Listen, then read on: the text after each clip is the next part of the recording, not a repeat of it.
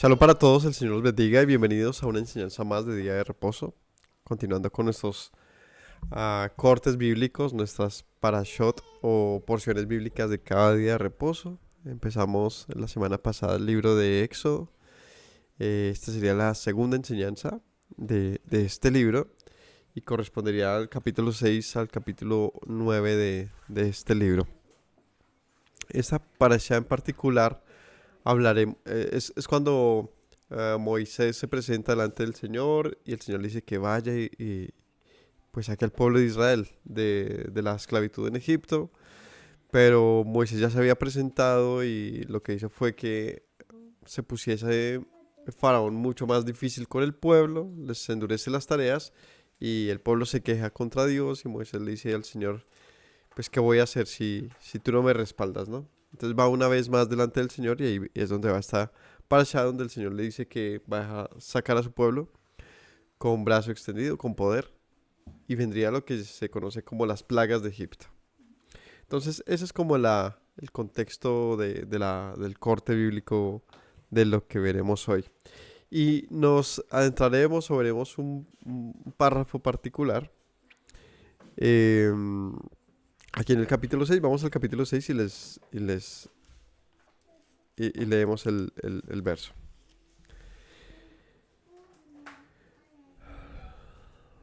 Dice, si vemos desde el 5:22, por favor. Ahí dice, Moisés se volvió a Yahweh y le dijo, Señor, ¿por qué afliges a este pueblo? ¿Para qué me enviaste? Porque desde que yo vine a Faraón para hablar en tu nombre, ha afligido a este pueblo y tú no has librado a tu pueblo. Yahweh respondió, capítulo 6, ahora verás lo que haré a Faraón. Con mano fuerte los dejará ir, con mano fuerte los echará de su tierra. Habló todavía Dios a Moisés y le dijo, yo soy Yahweh, y aparecía a Abraham, a Isaac y a Jacob como Dios omnipotente. Mas en mi nombre, Yahweh, no me di a conocer a ellos. También establecí mi pacto con ellos de darles la tierra de Canaán, la tierra en que fueron forasteros y en la cual habitaron. Asimismo, yo he oído el gemido de los hijos de Israel, a quienes hacen servir los egipcios, y me he acordado de mi pacto. Por tanto, dirás a los hijos de Israel, yo soy Yahweh, y os sacaré debajo de las tareas pesadas de Egipto, os liberaré de su servidumbre, y os redimiré con brazo extendido, con juicios grandes, y os tomaré por mi pueblo, y seré vuestro Dios. Y vosotros sabréis que yo soy Yahweh vuestro Dios, que os saco debajo de las tierras pesadas de Egipto, os meteré en la tierra, a la cual alcé mi mano, jurando que la daría a Abraham, Isaac y Jacob, y os la daré por heredad, yo Yahweh. En ese verso, en todos esos, en ese párrafo más bien de lo que vimos, está el texto clave donde dice en el versículo 7, os tomaré por mi pueblo y seré vuestro Dios. Esa es como la frase clave que veremos hoy y es una promesa que se ve a lo largo de la Biblia. ¿Cuál es la promesa básica de la Biblia? Ustedes serán mi pueblo y yo seré vuestro Dios. Eso es en lo que gira todo el concepto bíblico. ¿Para qué la Biblia? ¿Qué no se quiere expresar la Biblia? ¿Qué trata la Biblia de enseñarnos? Sino a un Dios y a un pueblo, ¿no? Así que con base en esto, vamos a orar y empezamos nuestra enseñanza de hoy. Padre Celestial, te doy gracias por permitirnos compartir, Señor, de este momento, de tu palabra, Señor, la cual es nuestro alimento, Señor. Has dispuesto que esté a nuestra mano, Señor, que esté cercana, a fin de que podamos entender tu voluntad, conocer, Señor, tu, tus dichos y la instrucción que has prometido que dará vida, Señor, a quien la acepte, a quien la viva. Gracias te doy por tu misericordia en el nombre de Yeshua. Amén. Bien, vamos a ir primero a un pasaje en Génesis. La primera vez que se menciona sobre este asunto. Génesis 17.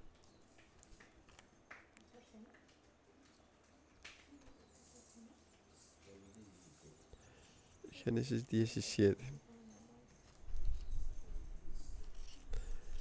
Allí dice lo siguiente. En el versículo, capítulo 17, versículo 7. Estableceré mi pacto entre mí y ti, entre tú y yo. Tu descendencia después de ti en tus generaciones, por pacto perpetuo, para ser tu Dios. Y el de tu descendencia después de ti. Te daré a ti y a tu descendencia después de ti la tierra en que moras, toda la tierra de Canaán en heredad perpetua, y seré el Dios de ellos. ¿Cuál es la promesa que el Señor juramenta? Dice, será un pacto perpetuo. ¿Ah? Yo seré su Dios, ustedes serán mi pueblo. Sus descendientes, los descendientes de Abraham, Isaac y Jacob, vendrían a tener la posibilidad de reclamar, digamos, en el buen sentido, el ser hijos de Dios, el ser su pueblo. También en este pasaje les promete la tierra de Canaán, ¿cierto? La tierra de Canaán, donde ahí decía, te daré a ti en el 8 y a tu descendencia después de ti la tierra en que moras. Toda la tierra de Canaán en heredad perpetua, y seré el Dios de ellos. ¿De quién? De los descendientes de Abraham. Establece entonces Dios un pacto bajo juramento. Y por causa de ese pacto, que no establece el hombre con Dios, sino Dios con el hombre, el Señor es que se le presenta mucho tiempo después a Moisés, y con base en eso le pide que rescate al pueblo, ¿no? Veamos en Éxodo capítulo 3, que fue lo que se vio la semana pasada, para recordar un poquito de cómo acontece esto. El capítulo 3 dice en el versículo 6. Bueno, sucede que Moisés está apacentando unas ovejas, él se ha ido de Egipto y huye de Egipto, y en algún momento de su vida se le aparece el ángel de Yahweh en una zarza, allí en Horeb. Y se le aparece y le dice en el versículo 5, en el 6, yo soy el Dios de tu padre, Dios de Abraham, Dios de Isaac y Dios de Jacob. Moisés cubrió su rostro porque tuvo miedo de mirar a Dios. Luego Yahweh dijo, bien he visto la aflicción de mi pueblo que está en Egipto y he oído su clamor a causa de sus exactores. He conocido sus angustias y he descendido para librarlos de la mano de los egipcios, sacarlos de aquella tierra a una tierra buena y ancha, a tierra que fluye leche y miel, a los lugares del cananeo, del eteo, amorreo, fereceo, heveo, jebuseo. El clamor pues de los hijos de Israel ha venido delante de mí, y también he visto la opresión con que los egipcios los oprimen. Ven por tanto ahora y te enviaré a Faraón para que saques de Egipto a mi pueblo, los hijos de Israel. Y bueno, aquí es un momento importante porque el Señor se presenta a Moisés, donde evidentemente Moisés no entendía qué estaba pasando. Pero tenía algo que Moisés sí conocía. ¿Qué conocía Moisés de ese momento que estaba pasando? Tenía algo en su memoria, algo en su conocimiento que le podría dar reverencia para lo que estaba pasando. ¿Qué era? Le dijo, yo soy el Dios de tus padres, Abraham, Isaac y Jacob. El conocimiento de un Dios de los israelitas. El Dios de los israelitas. Un Dios conocido y desconocido. Un Dios del que solo había testimonio de una tradición oral.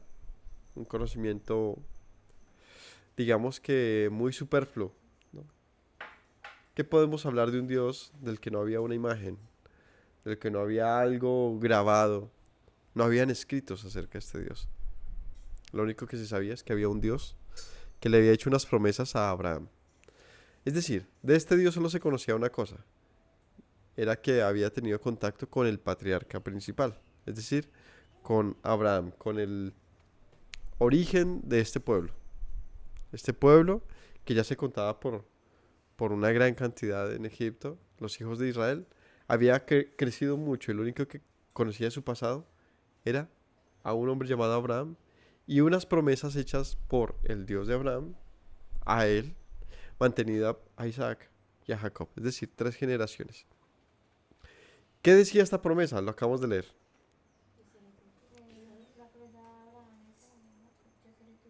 Yo seré tu Dios y tus descendientes serán mi pueblo. Y bueno, la promesa es de hecho mucho más extensa. Habla de que serán bendición, de que Abraham sería padre de muchas naciones, que serían benditos, que les entregaría la tierra prometida. Habla de muchas cosas, pero en esencia le promete una descendencia.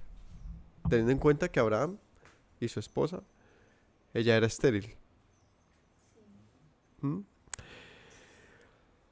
Eh, entonces, en la esterilidad, en la imposibilidad de tener hijos, el Señor le hace la promesa por la cual sería conocido como el Todopoderoso. ¿Cuál es? Pues que tenga una nación. Que venga una nación a partir de un imposible, una mujer estéril. En ese trabajo de fe que Abraham tendría que sufrir, porque esa es la palabra, sufrió con su esposa por muchos años hasta que finalmente ella quedó embarazada, se afirmó su fe y creció su fe, pues vio que su hijo creció y se establece como, como su sucesor, ¿no? Y me refiero a Isaac. Y en base en esta historia que es muy sencilla, muy humilde, se crea un gran conocimiento para sus descendientes. ¿Cuál? Y es, hay una promesa. No conocemos al Dios de Abraham. ¿El pueblo conocía a su propio Dios? No, en efecto no. Volvamos a leer cómo le dice el Señor a Moisés. Es que es importante leer este detalle, porque uno asume que el pueblo de Israel conocía a su propio Dios, pero obviamente no. Dice aquí, otra vez en el capítulo 3, donde estábamos, que Moisés apacentaba unas ovejas, ¿no? Y dice, le apareció Dios en el versículo 2. Le apareció el ángel de Yahweh en una llama de fuego en medio de una zarza. Él miró, vio que la zarza ardía en fuego y no se consumía. Moisés dijo, iré y veré esta gran visión. ¿Por qué causa la zarza no se quema? Viendo Yahweh que él iba a ver, lo llamó Dios de en medio de la zarza y dijo, Moisés, Moisés, y él respondió, heme aquí. Y dijo, no te acerques, quita tu calzado de tus pies, porque el lugar en que tú estás, tierra santa es. Dijo, yo soy el Dios de tu padre, Dios de Abraham, Dios de Isaac y Dios de Jacob. Moisés cubrió su rostro porque tuvo miedo de mirar a Dios. Es un Dios que conocía el origen hebreo de Moisés, ¿no? Moisés se sintió, obviamente tuvo temor, lo que estaba pasando era algo maravilloso en todos los sentidos.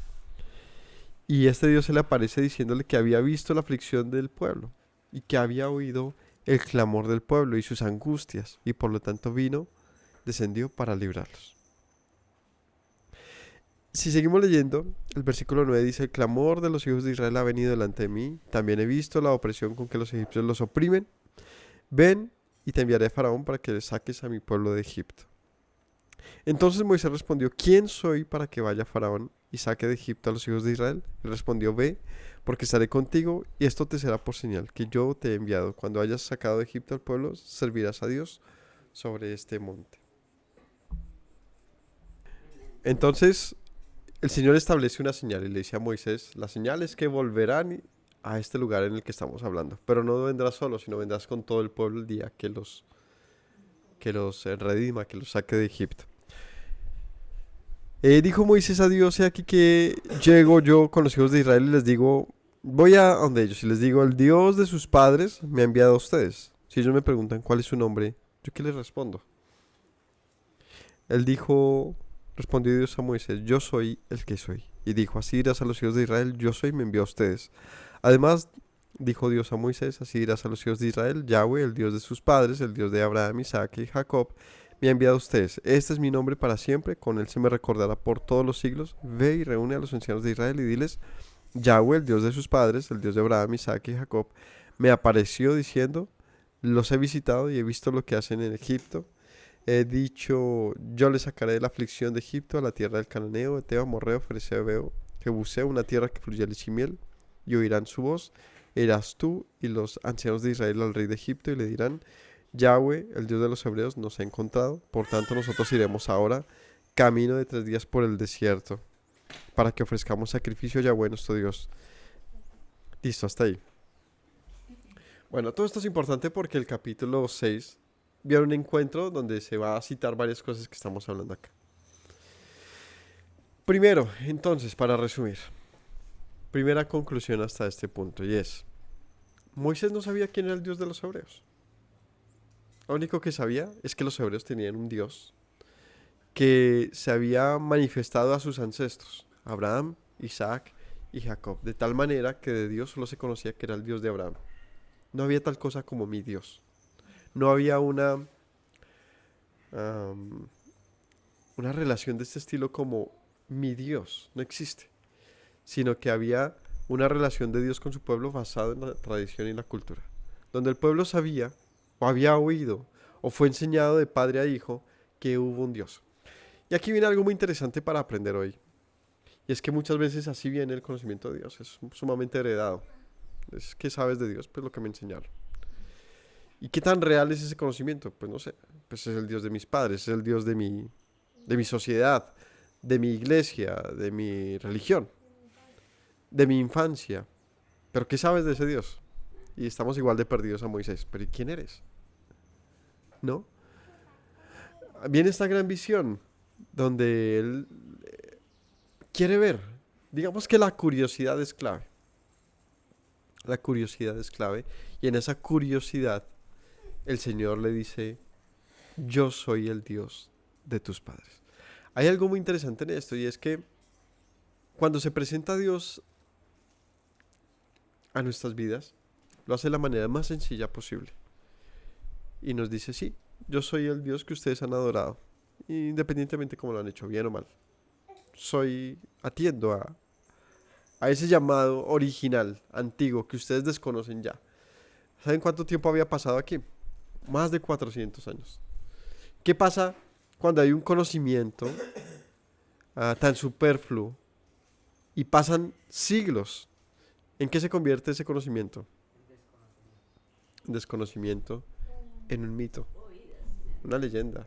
Se convierte en algo de lo cual no se sabe nada. O sea, solo se sabe lo que se cree que se sabe. Y eso es lo que quizás, ¿no? Porque también estoy basándome esto es sí, estoy tratando de entender lo que podría ser el conocimiento de Dios en esa época. 400 años después de José, habiendo establecido a este pueblo en esa tierra, pues no había pasado nada de lo prometido a Abraham, solamente una cosa había pasado similar a lo de Abraham, en lo que las promesas se refiere. Una, es que el pueblo se había multiplicado, ¿no? El pueblo de Israel era mucho, tanto que Faraón tuvo miedo de ellos. Y esa fue una de las promesas a Abraham. El pueblo, tus descendientes, serán muchos, cubrirán la tierra. Entonces, primera cosa que le daba al pueblo certeza de que el Dios de sus padres, pues, no era una invención. Y es que se veían a sí mismos y decían, pues, Dios nos ha preservado hasta ahora. Segundo, y es que ellos vivían bien en Egipto hasta que llegó un faraón que no quiso más esto. Por lo tanto, se elevó el clamor del pueblo y se dieron cuenta que aunque eran los hijos de Abraham, Isaac y Jacob, estaban lejos de las promesas. No sé si lo habíamos meditado. Pues que el pueblo, otra vez, a mí siempre me parece importante que recalquemos ciertos datos. 400 años, ¿qué pasan en 400 años? O sea, es que en 400 años, veamos Colombia 400 años atrás, en el 1600. ¿Qué pasaba en el año 1600? Si apenas en el 1492, o sea, casi en el 1500 prácticamente. ¿Qué pasó en esos días? Cristóbal Colón. O sea, uno qué piensa cuando piensa en eso. Mucho tiempo atrás, o sea, han pasado tantas cosas. Han pasado tantas cosas. Ahora, 400 años para atrás, en el 1600, ni siquiera había una independencia de nuestras tierras ni nada. Estas tierras han pasado por tantas cosas, la colonización, la transformación cultural, la independencia y guerras a diestra y siniestra. Y lo que somos hoy como colombianos no tiene nada que ver, pero nada que ver con lo que fueron los nativos de esa época, que no se les puede llamar siquiera colombianos, porque Colombia no existía. Entonces es muy curioso ver hacia el pasado porque uno asume 400, pues la gente piensa igual, igual que qué. Cuando el conocimiento de su Dios ni siquiera era algo, digamos que regulado, como pasa con lo que hace Moisés. Y es que el conocimiento de Dios se establece como una constitución. Antes de eso no existía eso. Entonces lo que había como conocimiento de Dios seguramente era demasiado ambiguo, muy egipcio seguramente. Porque ellos, 400 años viviendo entre egipcios, es muy probable que muchas cosas hubiesen ellos tomado de Egipto. ¿Cómo? Pues que salen al desierto y lo que hacen es querer hacer un dios como los dioses egipcios y hacer un becerro de oro. Porque los egipcios a sus dioses los tenían en esta misma postura, como dioses mitad humano, mitad animal. No sé si lo han visto en cualquier, digamos que es tan icónico como que hoy en día pensamos en los egipcios y pensamos en dioses con forma de animal, ¿cierto? Pues ¿qué hacen los hebreos? Pues su conocimiento de Dios era tan vacío que lo que hacen es, bueno, Aarón, tu Dios se demora, Moisés nada que baja, adoremos a Dios, hagamos a Dios, entonces funden, hacen un becerro de oro y lo adoran y dicen, bueno, este es Yahweh que nos sacó de la tierra de Egipto. Y quizás su intención sí era adorar al Dios que los había sacado, pero la manera que habían aprendido por medio de los egipcios, sí era dioses ajenos. Entonces ahí vemos que sí, en efecto, el pueblo no conocía a su Dios para nada. Y otra vez les digo, ¿cómo se puede preservar el conocimiento de un Dios tan sumamente desconocido? Que al punto de hoy en día, tantísimos años después, sigue siendo difícil entender al Dios de la Biblia, porque no es un Dios cualquiera. Digamos que su complejidad, más bien, a pesar de su complejidad, Él ha querido ser conocido de la manera más sencilla y humilde posible. Si vemos el pasaje, ¿cuál es la manera en que Él quiso ser reconocido? Como el Dios que ¿qué? Que cumple sus promesas. Ya. En otras palabras, Moisés, yo sé que no entiendes esto de la zarza, sé que no entenderás absolutamente nada de lo que ha pasado, pero yo cumplo mis juramentos. Eso es la manera en que Él se da a conocer. El Dios de la Biblia, por tanto, se da a conocer como un Dios fiel. Es muy interesante. De todos los conceptos, de todas las cualidades que tiene Dios, de todas las virtudes y excepcionalidades que significan su existencia, Él se da a conocer de la manera más sencilla, pero también más contundente. Y es el Dios de los imposibles. Él se da a conocer como un Dios fiel que mantiene su pacto por generaciones. Entonces, volvamos al tema de este presente, cómo pretendemos conocer a Dios si seguimos tratando de encajar a Dios en un estereotipo de lo que es Dios. Y no nos vamos a lo que Él ha querido y Él se ha presentado de una manera que está fuera de los estereotipos. Él se le presenta a Moisés y le dice, este es mi nombre con el que seré conocido para siempre. Yo soy. La existencia misma se presenta y dice, yo soy la existencia y sabrás que la existencia misma se te ha parecido porque este pueblo existe y porque hasta el día de hoy es y aún más porque será. Es algo muy interesante. Moisés no podía entender a este Dios, pero sí podía ver unos hallazgos irrefutables. Y uno de estos era que el pueblo se había multiplicado, Pero la clave es que le dice, y habrá una señal por la que sabrás que yo soy. Y es que este pueblo vendrá y adorará en este mismo monte más adelante. Entonces, vamos al capítulo 6. Resulta que Moisés va a donde Faraón, el Señor le da un par señales y Moisés le presenta a Faraón, le dice deja ir al pueblo. Faraón lo que hace es, digamos que disminuirlo, ¿no? A Moisés no le presta atención y lo que hace al contrario es molestar al pueblo. En el capítulo 5 dice en el versículo 1,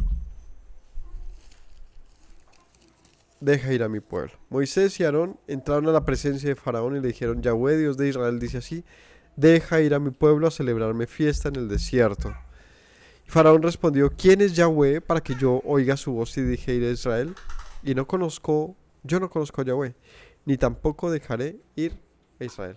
Y otra vez viene algo muy interesante y otra evidencia más. El pueblo no conocía el nombre del Señor, no conocía a su Dios. Y una evidencia de esto es que el mismo Faraón no lo conocía. ¿Por qué tendría que conocerlo? Pues porque era el gobernante. El gobernante estaba lógicamente enterado de todo el conocimiento de su propio pueblo. Y aunque los hebreos no eran propiamente egipcios, sí eran parte del pueblo egipcio en aquel momento. O sea, de una u otra manera habían pasado otra vez 400 años. ¿Ellos cómo se concebían a sí mismos? Pues seguramente como egipcios, ¿no? Es como pensar que los, no sé, judíos después de la dispersión que tuvieron no se considerasen europeos, españoles, colombianos. Pues tienen su identidad como pueblo, pero naturalmente, independientemente que se mezclen o no con otras naciones, han preservado su identidad, pero por supuesto también han sido parte de las otras naciones. Al punto que si sacases una muestra de ADN de un judío que vive en Israel, pues te darás cuenta que es polaco, que es ruso, que es español, que es argentino. Y pues, ¿dónde estaba lo anterior? Pues la mezcla. Simplemente otra vez hablamos de no décadas, sino de siglos y hasta milenios, de lo que esto significa que el pueblo naturalmente seguramente se vería como egipcio, pero como un tipo de egipcio que no era equivalente al resto del pueblo. El caso es que Faraón le dice, yo no conozco a este Dios. ¿Por qué voy a dejarlos ir?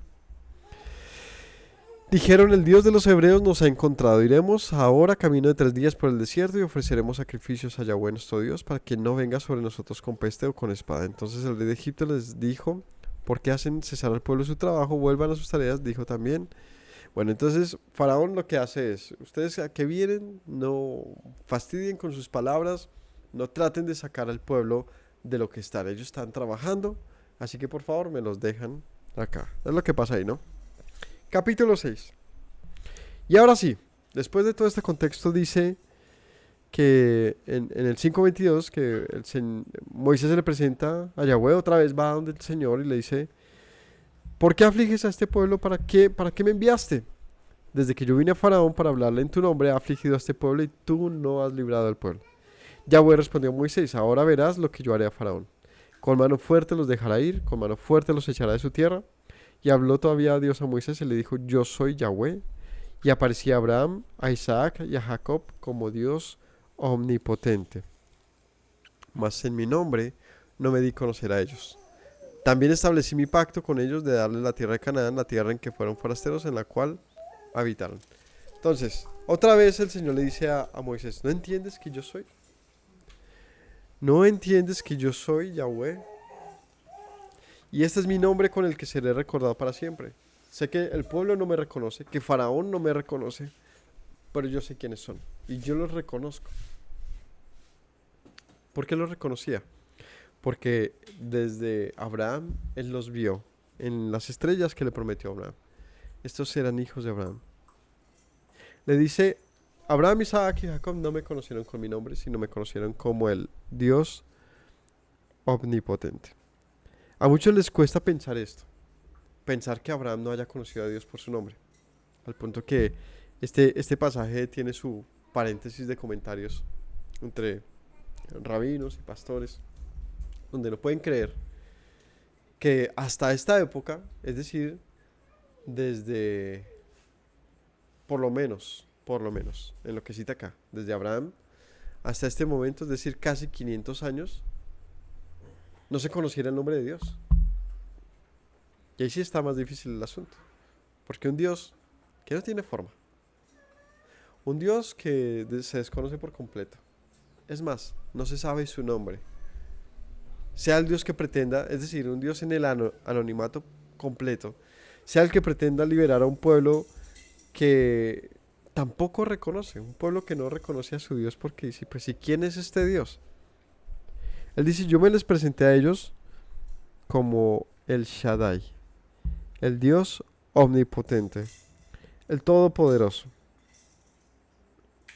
¿Qué significa eso? El Shaddai, el Todopoderoso. Hay algo, un ejercicio siempre importante que me ha gustado hacer y es, nosotros cómo hemos conocido a Dios. Porque, otra vez, está el asunto de lo que nos han enseñado de Dios y otra cosa es lo que nosotros hemos conocido de Dios. Lo que hemos conocido, lo que nos han enseñado de Dios, sí, puede ser muy dogmático, puede ser muy, muy cuadriculado y depende de dónde salimos. El cristianismo, catolicismo, adventismo, yo qué sé, judaísmo. Hay un marco, digamos, que un camino muy contundente, lo que nos impide ver un poco más allá, porque ya está preestablecido lo que debemos saber. Pero hay otro conocimiento, y es el conocimiento basado en la experiencia. Nosotros hemos experimentado a Dios de una u otra manera. Resulta que Abraham, Isaac, Jacob, Agar, ¿no? Muchos en la antigüedad experimentaron a Dios al punto que le dieron un nombre a esa experiencia. Por ejemplo, Agar, quien sería esclava, la sierva de Abraham, cuando ella se va, ¿no?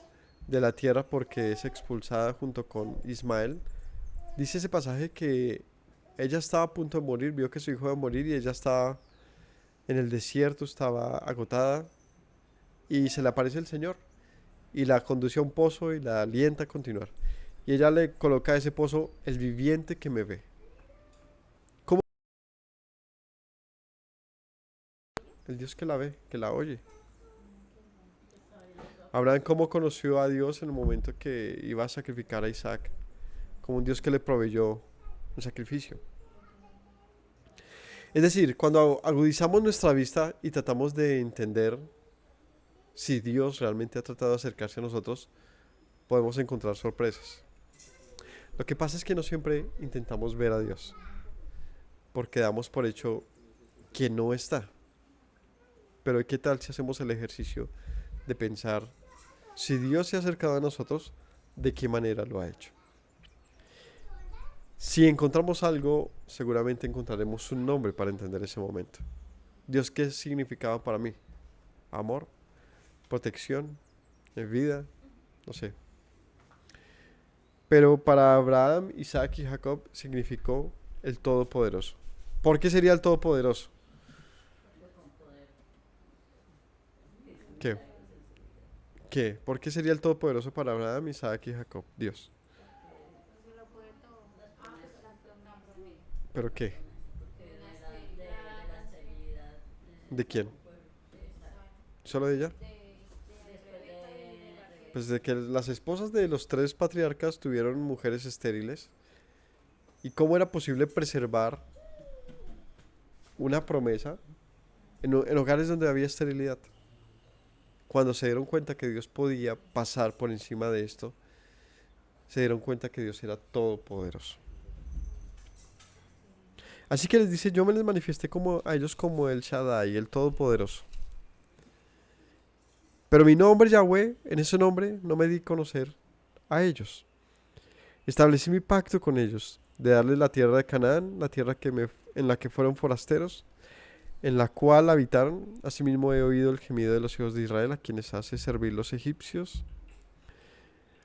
Y me he acordado de mi pacto. Por tanto dirás a los hijos de Israel, yo soy Yahweh, y yo os sacaré debajo de las tareas pesadas de Egipto, y os libraré de su servidumbre, y os redimiré con brazo extendido y con juicios grandes, y os tomaré por mi pueblo. Seré vuestro Dios, y vosotros sabréis que yo soy ya vuestro Dios, que os saco debajo de las tareas pesadas de Egipto. ¿Qué quería Dios ahora con este pueblo? Tener una relación con ellos. Pues hasta el momento no sabían quién era. Por eso les dice, déjalos ir para que sepan quién soy yo. ¿No? O sea, que el conocimiento de Dios que estaba limitado a el Dios de Abraham, de repente se había abierto para muchos. Para los cientos y miles de israelitas del momento, el Señor les dice, todos sabrán que yo soy. Y los egipcios. Y todo el mundo conocería que Él es Yahweh. ¿Cómo lo haría? Con gran poder. Abraham, Isaac y Jacob no vieron a este tipo de Dios. No fue un Dios que se manifestó con grandes proezas, no abriendo el mar. No hizo nada de esto. ¿Cómo se manifestó Dios a Abraham, Isaac y Jacob? Con una promesa de largo plazo. Una promesa que significaba tener fe. Pero este pueblo no tenía que tener mayor fe. Este pueblo simplemente vería. Y sería confrontado si creer o no creer. Algo así pasó con Yeshua, con Jesús de Nazaret. Y es que, para aquellos que se preguntan, ¿cómo es posible que un hombre camine sobre las aguas? Que multiplique el pan, que sane a enfermos y levante muertos. Hay que preguntarse no si es posible meramente, sino ¿para qué? ¿Para qué? ¿Para qué vendría este y se manifestaría de esa manera? ¿Con qué propósito? Porque si vemos, no es el común diario, ¿no? No es que a uno se le quite la ceguera de un momento a otro. No es que veamos gente caminar por el agua.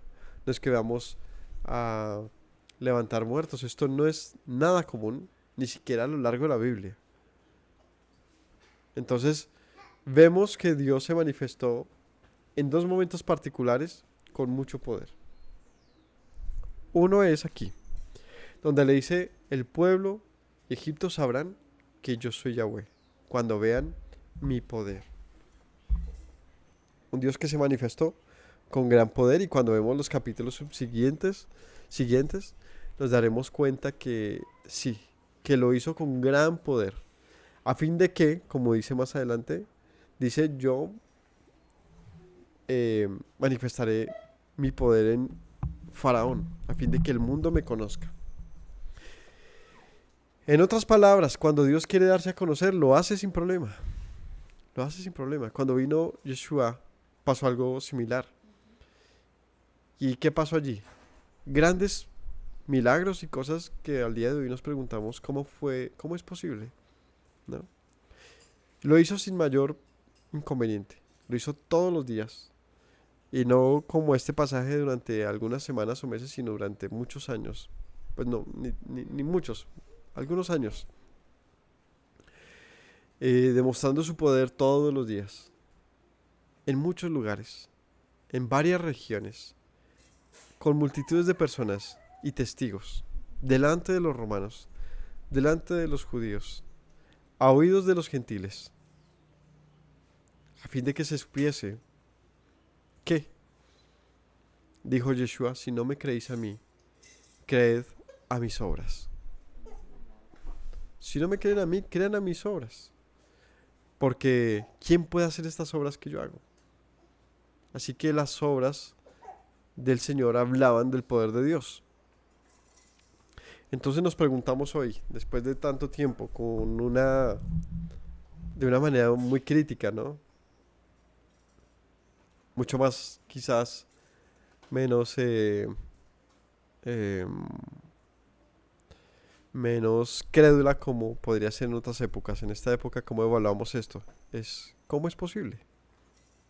¿Cómo es posible? ¿Con qué propósito Dios se manifestaría de esa manera? ¿Para qué? ¿Qué dicen ustedes? ¿Cómo? ¿Por qué el Señor se manifestó con tanto poder? A fin de que creyesen. Eso es todo. La pregunta es, ¿y por qué no lo hace ahora? ¿Por qué no se manifiesta de la misma manera hoy en este presente? A fin de callar, no sé, las bocas de la gente. Pues porque no le interesa callar a nadie. La pregunta es, si habiéndolo hecho, no creyeron, ¿con qué nos hace pensar que si lo hiciese hoy creeríamos, ¿no? Por un lado eso, o sea, cuando el poder de Dios es paisaje, ¿no? Cuando pasa todos los días, donde Él les dice, 40 años en el desierto y les hice llover maná. Durante 40 años les di de beber agua de la roca. Durante 40 años no les faltó nada. Y ustedes no creyeron en mí, ¿no? Si pensamos en Yeshua, durante 3 años vieron su poder todos los días. Y lo crucificaron porque no cumplía sus expectativas o su preconcepción de lo que debía ser el Mesías. Entonces viene la importancia de preguntarnos, ¿quién es Dios para que le creamos? ¿Estamos dispuestos a creer a Dios como es Él? ¿O no podemos porque estamos incapacitados gracias a una preconcepción que tengamos de Dios? Es decir, muchas veces lo que nos imposibilita acercarnos a Dios es que ya estamos formateados. Es que ya estamos configurados a creer o no. Y esto en base a lo que se nos ha dicho, a lo que hemos oído, a lo que hemos pensado. Y si esto es tan, no sé, y si esto es tan nocivo, ¿por qué no nos damos la oportunidad de verlo tal y como Él se ha querido manifestar? Deja ir a mi pueblo para que me sirva, ¿no? Deja ir a mi pueblo. Yo soy el Señor, su Dios, de sus padres, que los tomaré a mí mismo. La promesa bíblica todo el tiempo habla de un salir de algún lugar basado en una promesa antigua. Una promesa incomprendida realmente, pero con la que Dios insiste en relacionarse con la humanidad. ¿Cómo más podría el Dios del universo relacionarse con la humanidad? ¿Qué espera Dios de la humanidad? ¿Para qué Dios espera ser conocido? ¿A fin de qué? ¿Mm? A fin de que vivamos, a fin de vivir, a fin de que vivamos. Es decir, el propósito de Dios bíblicamente es nuestra preservación. Y la única manera de que nuestra preservación suceda es que seamos uno en Él. Es que nosotros aceptemos su oferta. Es que nosotros escuchemos sus promesas. Que nosotros veamos reflejados en sus pactos. Es que es tan fácil, porque ninguno de nosotros nacimos creyendo en Dios, porque nos desvirtuaron de tal manera. No es tan fácil solo ir a la intimidad y decir y hablar con Él. Y eso es literal, Él se le revela. Es tan fácil. Si uno tiene lleno de cosas en la cabeza, simplemente vaya a la intimidad, háblele a ese Dios y ese Dios escucha, porque Él se le revela a quien busca. Es tan fácil. Pues es Pero como estamos tan llenos de tonterías en la humanos, cabeza. somos perezosos. Y siempre buscamos que otros nos enseñen. Lo que pasa es que hasta que no surja desde dentro de uno la necesidad genuina de descubrir al Creador, siempre vamos a estar, siempre vamos a estar limitados por un conocimiento heredado. Eso es todo. Es decir, por más de que yo me esfuerce en enseñarle a Joshua, mi hijo menor, o no el menor, mi hijo pequeño, por más de que yo me esfuerce en enseñarle, yo qué sé, el mar, yo puedo expresarle, tratar de comunicarle lo que es el mar. Él realmente no lo va a conocer a menos de que se sumerja en él, ¿cierto? O sea, él siempre va a estar limitado por lo que se supone que es el mar.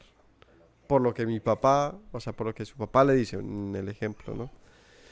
Es decir, que la experiencia supera muchísimo el conocimiento.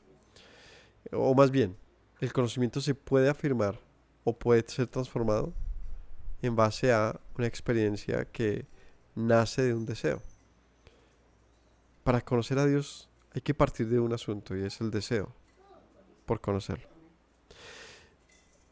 Este deseo generalmente ya está viciado, porque damos por hecho que está o que no está. Este deseo generalmente está viciado porque damos por hecho que debe ser de una u otra manera, de lo que hemos oído, de lo que hemos sabido que puede ser conocer a Dios o no. Así que condicionar a Dios a lo que creemos esperar de Él ya hace que sea muy difícil. Por lo tanto, conocer a Dios debe partir de algo sencillo y se llama humildad. Humildad. En la medida que nosotros seamos humildes para acercarnos a Él, quizás lo encontremos. No es más. Quizás simplemente basta con que tengamos la disposición de conocerlo. Y de repente nos vamos a encontrar un Dios fuera de todos los parámetros que hemos pensado que Él debe tener. Sin embargo, Él nos va a decir: yo soy el Dios de tus ancestros. Y por mis promesas y por el resultado de estas seré conocido al mundo, ¿no? Como un Dios capaz de liberar a su pueblo en el momento más imposible. Jamás quizás Israel sintió que obtendría algún tipo de libertad, porque estaba cómodo entre los egipcios. Bueno, sufría, pero es que porque iba a salir de la tierra de Egipto. Cuando Moisés se les presenta con la opción de ser libres, el pueblo como que no se lo creía, ¿no? Y pues, ¿seguro? ¿Nos vas a sacar para matarnos o con qué propósito nos sacas? Donde la libertad está tan malentendida también que nadie quiere ser libre. Sin embargo, Dios le dice otra vez, capítulo 6, versículo 6: por tanto dirás a los hijos de Israel: yo soy Yahweh, y os sacaré debajo de las tareas pesadas de Egipto, os libraré de su servidumbre, y os redimiré con brazo extendido y con juicios grandes. Os tomaré por mi pueblo y seré vuestro Dios, y vosotros sabréis que yo soy Yahweh vuestro Dios, que os saco debajo de las tareas pesadas de Egipto. Y os meteré en la tierra, la que alcé mi mano jurando que la daría a Abraham, Isaac y Jacob, y yo os la daré por heredad, yo, Yahweh.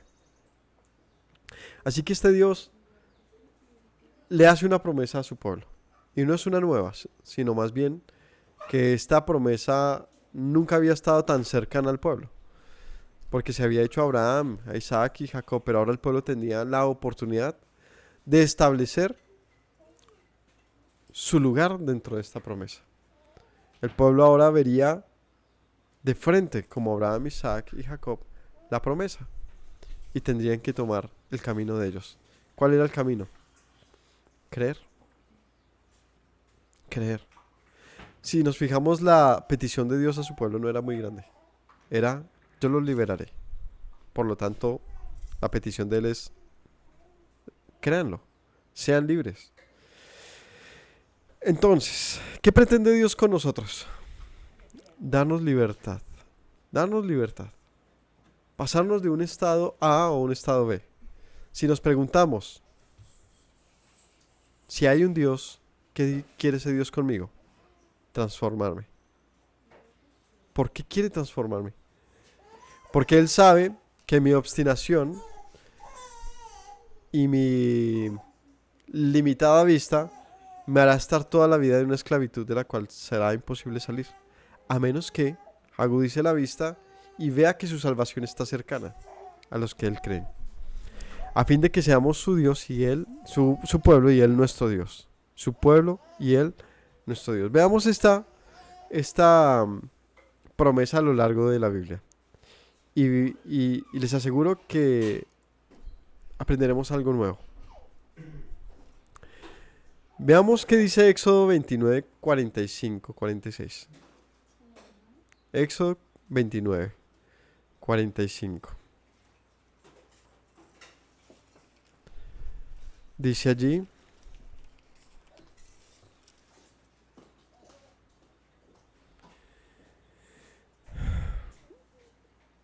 esto es cuando ordena la construcción del tabernáculo. Les dice: santificaré el tabernáculo de reunión y habitaré entre los hijos de Israel y seré su Dios. Y conocerán que yo soy Yahweh, su Dios, que los saqué de la tierra de Egipto para habitar en medio de ellos, yo Yahweh, su Dios. El Señor insiste: yo soy su Dios, necesito que sepan que soy su Dios. Por eso habitaré en medio de ellos, para que sepan que yo soy su Dios. Levítico 26, 12. Levítico 26:12 dice, andaré entre ustedes y yo seré su Dios y ustedes serán mi pueblo. Deuteronomio 26:17, hoy Yahweh te ha declarado que Él te ha de poner por su pueblo, como te lo ha dicho, y que tú debes guardar todos sus mandamientos que Él te exaltará sobre todas las naciones que hizo, para loor y fama y su gloria, a fin de que tú seas su pueblo santo, el pueblo santo de Yahweh tu Dios, como Él te ha dicho. Él te ha declarado como su pueblo, a fin de que guardes los mandamientos para que seas su pueblo y Él tu Dios. Josué 24:24. El pueblo respondió a Josué y dijo, a Yahweh nuestro Dios serviremos y a su voz obedeceremos. Primera Reyes 8:51. Es que son muchos pasajes a lo largo de la Biblia. Primera Reyes 8:51. Porque ellos son tu pueblo, tu heredad, que sacaste de Egipto, del medio del horno de hierro. Estén pues abiertos tus ojos sobre la oración de tu siervo y sobre la oración de tu pueblo, Israel, para oírlos en todo aquello por lo cual te invocaren. Porque tú los apartaste para ti por heredad tuya de entre todos los pueblos de la tierra, como tú hablaste por medio de Moisés, tu siervo, cuando sacaste a nuestros padres de Egipto, oh Señor, Yahweh. Estos son tu pueblo. ¿Saben para qué Él insiste en hacernos saber que somos su pueblo? ¿Con qué propósito? A fin de que nosotros sepamos que tenemos un derecho legítimo delante de Él. Y que ese derecho legítimo delante de Él se constituya entonces en una esperanza vigente, dado que la esperanza está en el juramento y el pacto que Él hizo con nosotros. Es decir, es como un padre muy adinerado que tiene muchos bienes y estos hijos están confiados porque dicen, es mi padre. Puede que me quiera, que no me quiera, pero es mi padre. Si él se muere, yo tengo asegurado una herencia porque es mi padre. Es decir, sabe que legítimamente tiene un derecho legítimo basado en una promesa, en un juramento. Dios insiste en decirle a su pueblo, soy tu Dios, ustedes son mi pueblo, así que confíen. Segunda de Crónicas 7:14. Si se humillare mi pueblo sobre el cual mi nombre es invocado, y oraren y buscaren mi rostro y se convirtieren de sus malos caminos, entonces yo oiré desde los cielos y perdonaré sus pecados y sanaré su tierra. ¿Por qué? Porque son mi pueblo.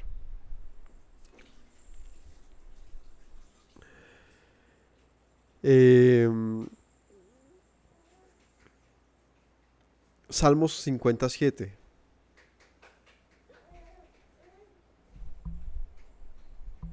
Entonces, el Salmo 57 dice, oye pueblo mío y hablaré, escucha Israel, testificaré contra ti, yo soy Dios, el Dios tuyo. ¿Qué testifica Dios contra su pueblo? Yo soy tu Dios. Lo que también significa entonces que Dios también tiene unos derechos sobre su pueblo, por cuanto es suyo. Es decir, que el pacto que hace Dios con su pueblo y que confirma una vez que también los libera de Egipto, es a fin de que haya un compromiso mutuo. Un compromiso en el cual el pueblo pudiese confiar, pero un compromiso también por medio del cual Dios podría reclamar. ¿Por qué Dios le reclama cosas a la humanidad? Porque le pertenece. ¿Por qué le reclama a su pueblo? Porque tiene un juramento con ellos. Y porque el pueblo tiene un juramento con Dios. Oseas 2:23.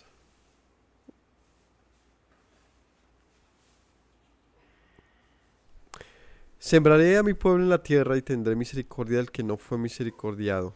Diré al que no era mi pueblo, pueblo mío eres tú. Y él dirá, Dios mío. ¿No? La promesa de Oseas que se manifiesta a lo largo del Nuevo Testamento, donde Dios dice que esta promesa no abarca solamente a los, digamos, al Israel que ustedes conocen, sino que es una promesa que abarca al mundo entero, donde el mundo entero puede venir a mí a ser mi pueblo y yo ser su Dios. Isaías 41:10. ¿Cómo dice este pasaje? No temas porque yo estoy contigo. No desmayes porque yo soy tu Dios, que te esfuerzo, siempre te ayudaré, siempre te sustentaré con la diestra de mi justicia. No temas porque yo soy tu Dios. Cuando vemos todos estos pasajes, vemos la intención constante de Dios de tener una relación con nosotros. Pero también cuando vemos el contexto de estos versos, vemos nuestra intención constante de alejarnos de esta relación con Dios. ¿Qué dice Jeremías 7:23? 23, Jeremías 7:23. Mas esto les mandé diciendo, escucha mi voz, yo seré tu Dios, y tú me serás por pueblo. Anda en todo camino que te mandé para que te vaya bien. ¿Qué dice el Señor? Escucha, yo soy tu Dios. Anda en mi camino para que te vaya bien. Otra vez, si nos preguntamos, si Dios se comunicara con la humanidad, ¿qué le diría? Quiero que vivas. Quiero que me escuches para que te vaya bien.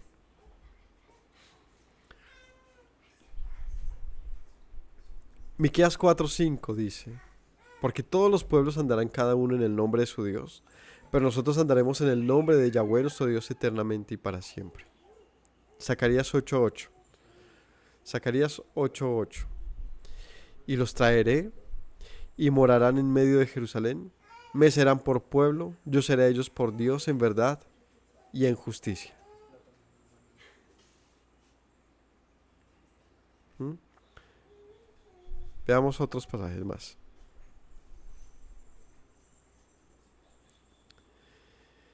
Veamos en Mateo qué dice. Mateo 22:37.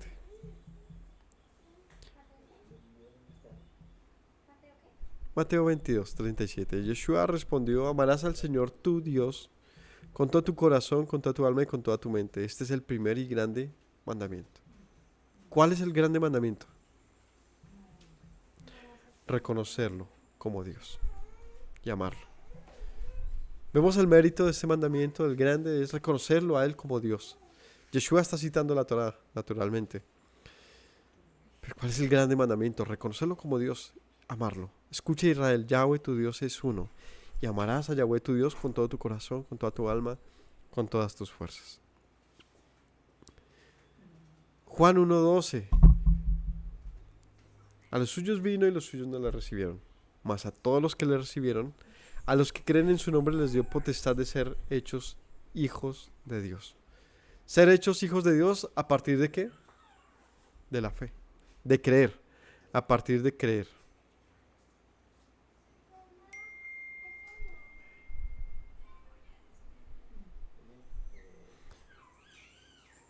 Hechos 15:14.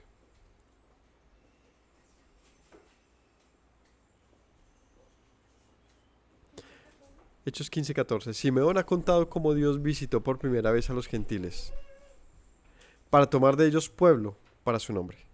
Creo que es Simón.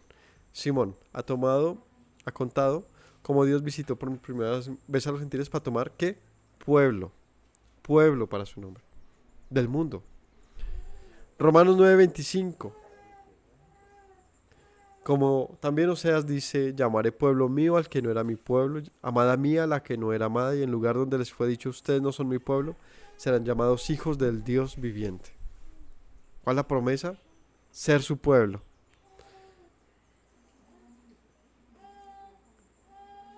Efesios 2:19. Así que ya no sois extranjeros, ni advenedizos, sino conciudadanos de los santos, miembros de la familia de Dios. Primera de Pedro 2:9. Mas vosotros sois linaje escogido, real sacerdocio, nación santa, pueblo adquirido por Dios, para que anunciéis las virtudes de aquel que los llamó a las tinieblas a su luz admirable. Vosotros que en otro tiempo no erais pueblo, pero que ahora sois pueblo de Dios, que en otro tiempo no habéis alcanzado misericordia, pero que ahora habéis alcanzado misericordia. Veamos otro par de citas más. Gálatas 3:26. Pues todos sois hijos de Dios por la fe en Yeshua, porque todos los que habéis sido bautizados en Yeshua, de Yeshua estáis revestidos. Ya no hay judío ni griego, ni esclavo, ni libre, ni varón, ni mujer, porque todos vosotros sois uno en el Mesías.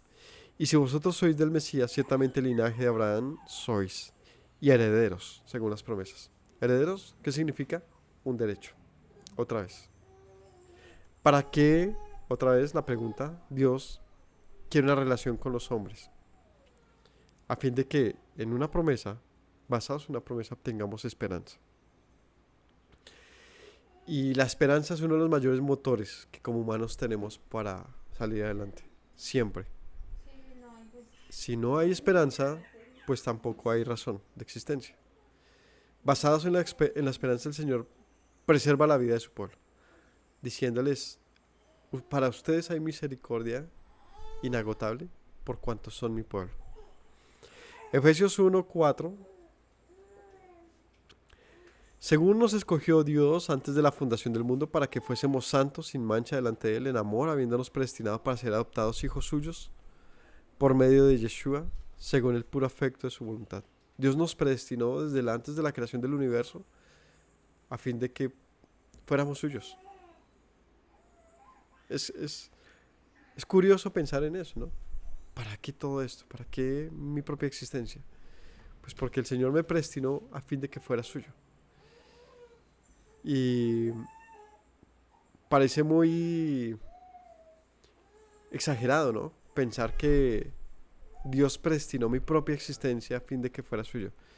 Pero más bien me habla a mí de lo poderoso que es este Dios, de lo original, de lo real que es. Y es que la vida de ninguno es menor que la de otro, sino que todos hemos sido concebidos en su mente a fin de ser suyos.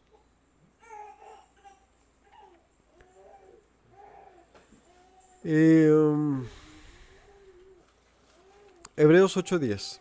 Este es el pacto que haré con la casa de Israel. Él está citando otro pasaje de Ezequías. Después de aquellos días, dice el Señor, daré mis leyes en la mente de ellos, sobre sus corazones las escribiré y seré a ellos por Dios y ellos me serán por pueblo. ¿Cómo sabemos que somos su pueblo? Porque ha puesto su ley en nosotros, la ley de vida. Y yo creo que con esos pasajes hay muchos pasajes más.